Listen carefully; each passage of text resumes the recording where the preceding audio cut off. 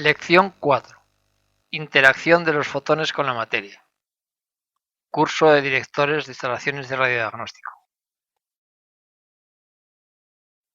Para valorar la cantidad y la calidad de los fotones de radiación que atraviesan un determinado volumen de aire, utilizamos una magnitud que llamamos exposición, que la denominamos con una X y que definimos como diferencial de Q partido diferencial de M, donde diferencial de Q es el valor absoluto de la carga total de iones del mismo signo producidos en aire cuando todos los electrones y positrones creados por los fotones han sido detenidos en una masa diferencial de m de aire.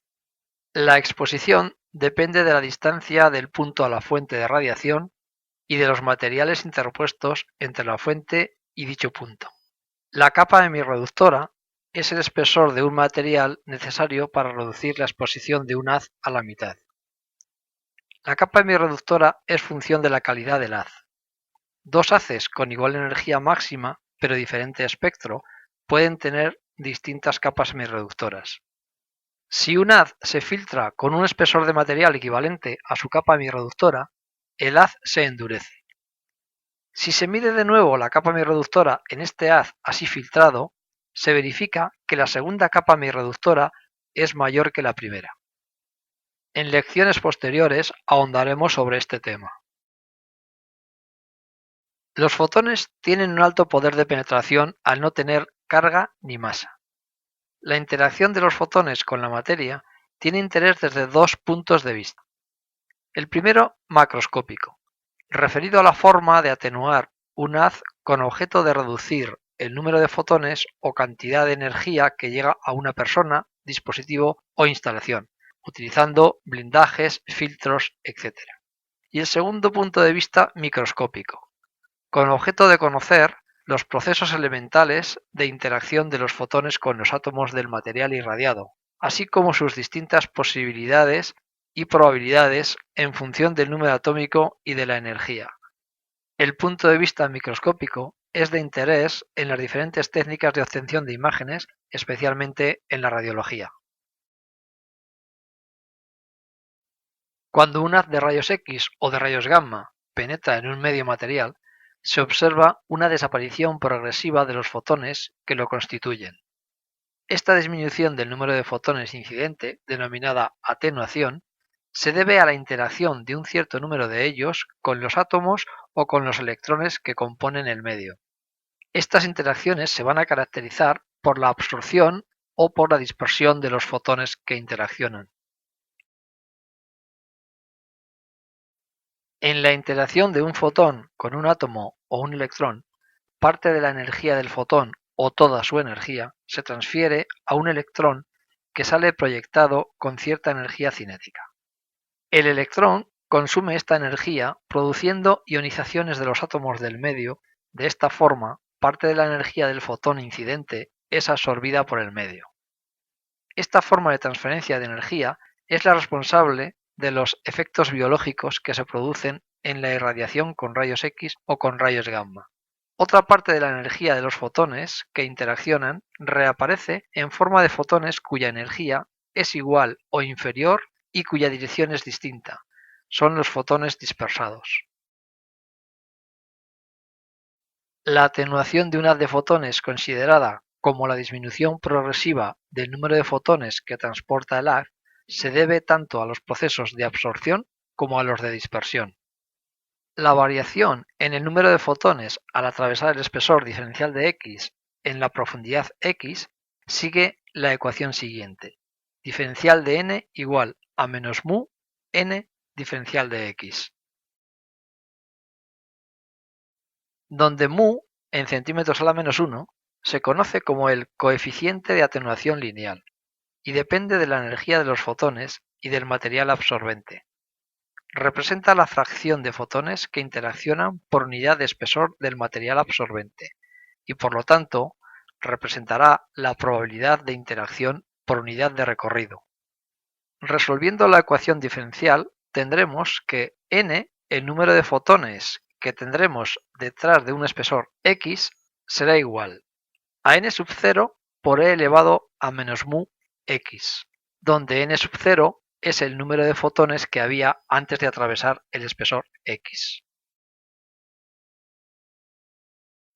Esta ley es la que llamamos como ley de atenuación exponencial, y solo es totalmente válida cuando se trata de fotones monoenergéticos. Al integrar hemos supuesto una mu constante y mu es función de la energía de los fotones. Es un haz muy colimado, superficie transversal del haz muy pequeña y además el espesor del absorbente es muy delgado. El coeficiente de atenuación lineal mu se suele expresar en centímetros a la menos 1 y en este caso el espesor se pondrá en centímetros. Puede ser de utilidad, al igual que ocurría con el poder de frenado, utilizar un artificio que evite la dependencia con la densidad del medio. De esta manera se utiliza como espesor el valor de la masa por unidad de superficie, denominado espesor másico, X sub m, expresado en gramos partido centímetro cuadrado. El espesor másico, X sub m, será igual al espesor expresado en centímetros por la densidad expresada en gramos partido por centímetro cúbico. De esta forma, el coeficiente de atenuación a utilizar será el coeficiente de atenuación másico, mu sub m, que será igual a mu partido por ρ, la densidad, que se medirá en centímetros cuadrados partido por gramo, y que, dado un fotón de una energía determinada, será el mismo para cada medio independientemente de la densidad. Para haces monoenergéticos se llama semiespesor o espesor de semirreducción D sub un medio al espesor de material necesario para reducir la intensidad del haz a la mitad de su valor inicial. Aplicando la ley de atenuación exponencial, tendríamos que el espesor de semirreducción será igual al neperiano de 2 partido por mu, o lo que es lo mismo, 0,693 partido por mu. De igual forma, podemos definir el espesor décimo reductor, D sub un décimo, que es aquel que reduce la intensidad del haz a su décima parte y que será igual al neperiano de 10 partido por mu.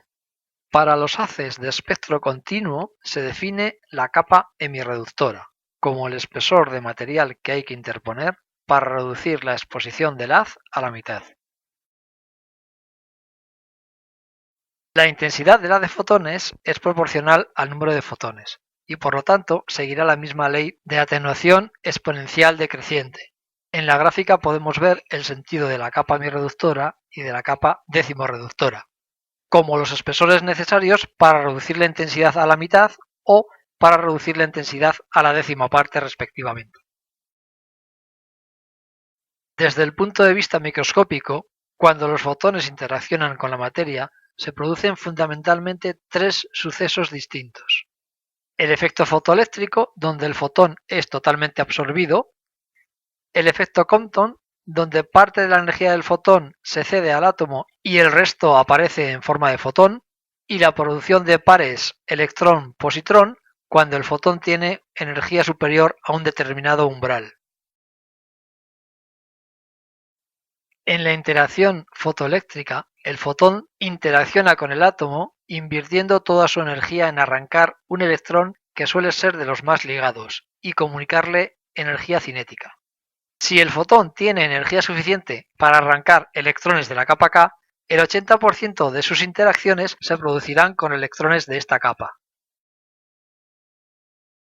Ocurriría más o menos así.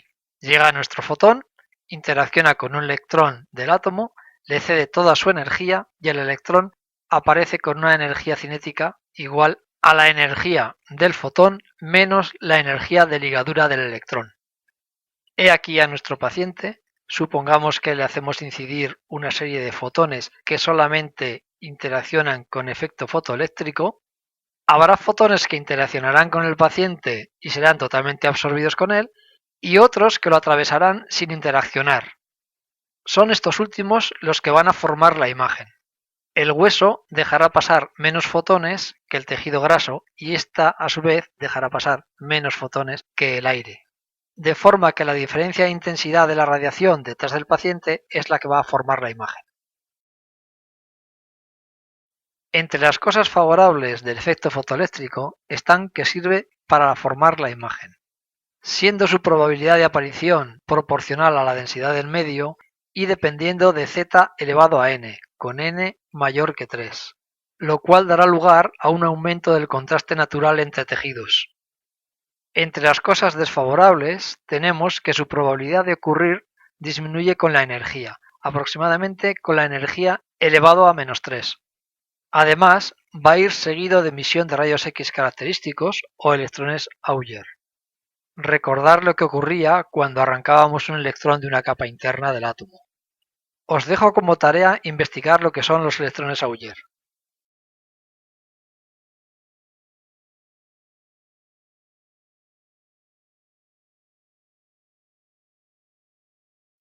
El efecto fotoeléctrico fue descubierto por un gran científico que nos mostró a los fotones como una dualidad onda-corpúsculo. Viajaban como ondas y llegaban como partículas. Su trabajo fue publicado en 1905 y por él recibió el premio Nobel en 1921. Muchos ya sabréis de quién se trata. No necesita presentación.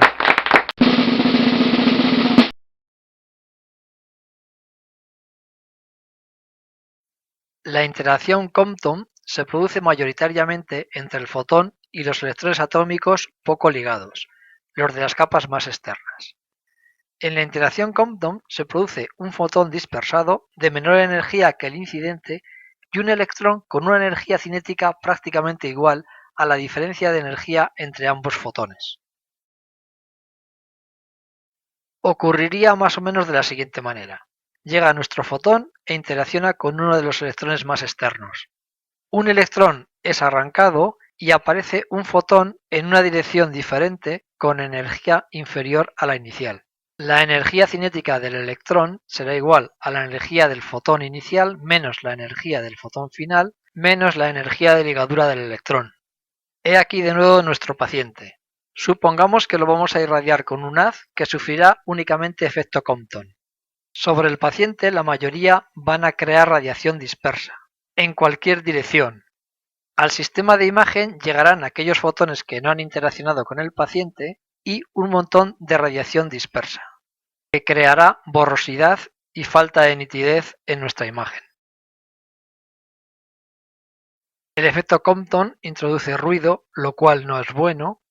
Su probabilidad de ocurrir disminuye con la energía, depende de la energía elevada a -1, lo cual es bueno, pero disminuye menos que el efecto fotoeléctrico. El efecto Compton se descubrió cuando se estudiaba la difusión de rayos X en grafito. Se estudió en el año 1923 y el científico que lo descubrió recibió el premio Nobel en 1927.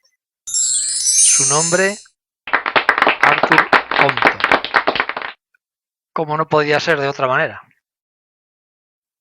Cuando un fotón tiene energía superior a 2m0c², siendo m0 la masa del electrón, en reposo, el fotón puede interaccionar con el núcleo cediendo toda su energía, de manera que aparecerán un electrón y un positrón eyectados desde el núcleo en direcciones diferentes, cada uno con una cierta energía cinética. Cuando el positrón se frene totalmente, se aniquilará con un electrón del medio, de manera que darán lugar a dos fotones en direcciones opuestas, cada uno de 511 keV. La interacción sería como sigue. Llega nuestro fotón, interacciona con el núcleo atómico y desaparece, haciendo que aparezcan un positrón y un electrón, cada uno con su energía cinética. La energía del fotón ha de ser superior a 1,022 MeV. He aquí nuestro paciente de nuevo.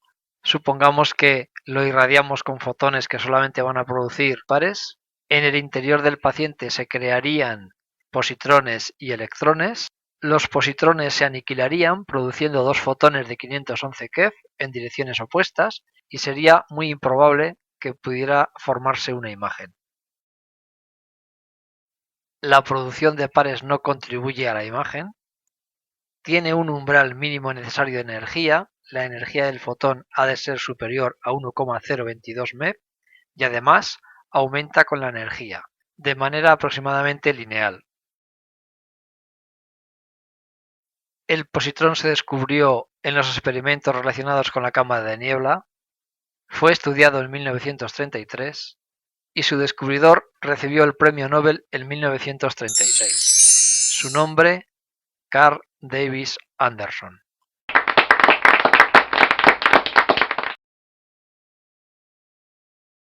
En esta tabla se resumen las cuestiones más importantes relativas a los diferentes efectos.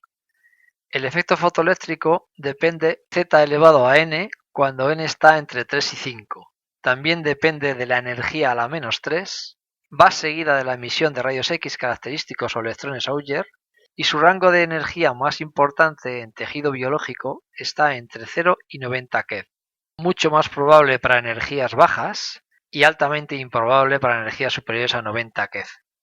El efecto Compton depende de Z, depende de la energía a la menos 1, a veces se produce una dispersión coherente que llamaremos Thomson, que explicaremos más adelante, y su rango de energía más importante en tejido biológico es entre 60 keV y 10 MeV.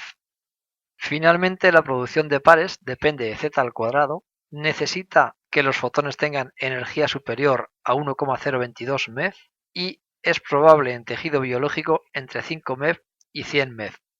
Como en radiodiagnóstico el kilovoltaje máximo es 150 keV, la producción de pares nunca se va a dar. Esta sería gráficamente la dependencia de la probabilidad de absorción en función de la energía de los fotones, en el caso del tejido biológico. En amarillo el efecto fotoeléctrico, en azul el efecto Compton y en rojo la producción de pares. En negro la suma de la probabilidad de los tres. La dispersión coherente, también llamada Thomson, consiste en la interacción de un fotón en un átomo, donde el fotón interactúa con un electrón que sufre una colisión pero no suficiente como para extraerlo de su orbital. El fotón no sufre ningún cambio de energía, pero cambia de dirección. La dispersión coherente es realmente baja.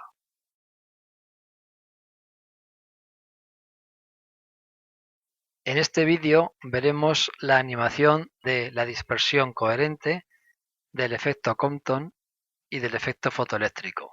Después veremos un vídeo sobre la antimateria.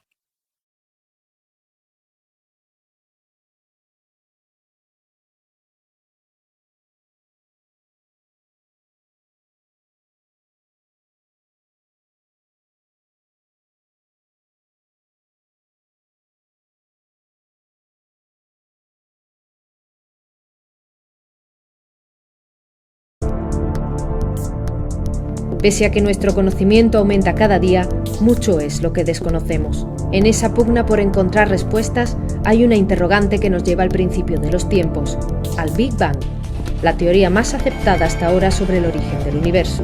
Y es que en el nacimiento, la materia no estaba sola. También hubo antimateria.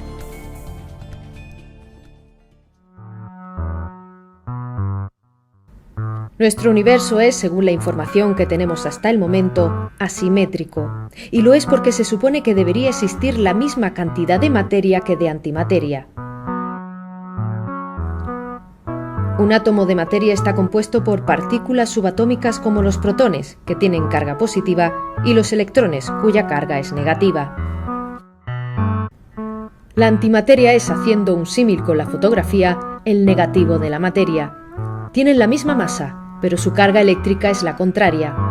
Un átomo de antimateria estaría por tanto compuesto por antiprotones con carga negativa y por positrones, la antipartícula del electrón. Pero si suponemos que en el origen existía la misma cantidad de materia que de antimateria, ¿por qué no la vemos? ¿Dónde está? Aquí es donde se encuentra la clave. Cuando la materia entra en contacto con la antimateria, ambas se aniquilan. Desaparecen dejando un descomunal rastro energético en forma de rayos gamma.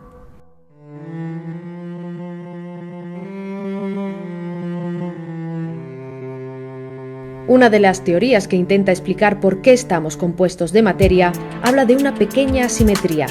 Una errática partícula por cada 20.000 millones escapó a esa aniquilación que debió tener lugar tras el Big Bang, generando toda la materia que conocemos.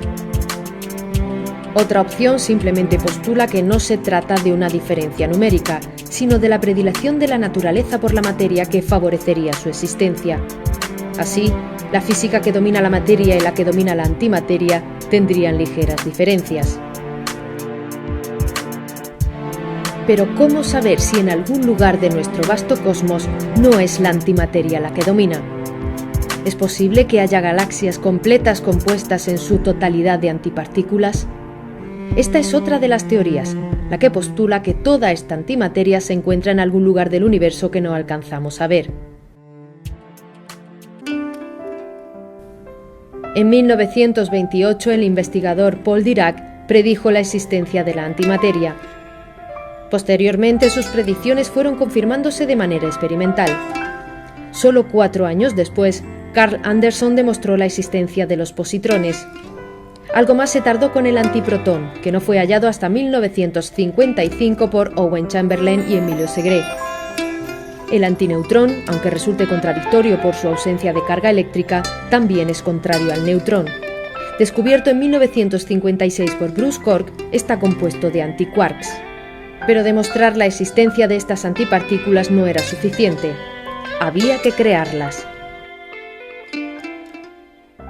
La antimateria no es una completa desconocida para nosotros. Los laboratorios llevan creando antimateria desde los años 60. A veces, varios instrumentos se han utilizado para ir confirmando y reproduciendo los experimentos.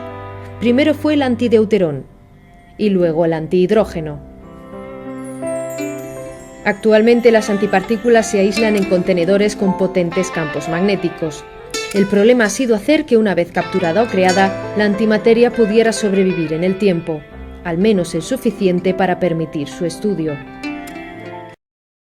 Como resumen de la lección, podríamos decir que la atenuación de los rayos X se hace por absorción, donde el fotón cede toda su energía, o por dispersión, donde se cede solo parte de la energía del fotón. Seguro que hasta Homer Simpson le ha quedado claro. Les espero en una futura entrega sobre el apasionante mundo de las radiaciones ionizantes. No se vayan muy lejos. Gracias por la atención.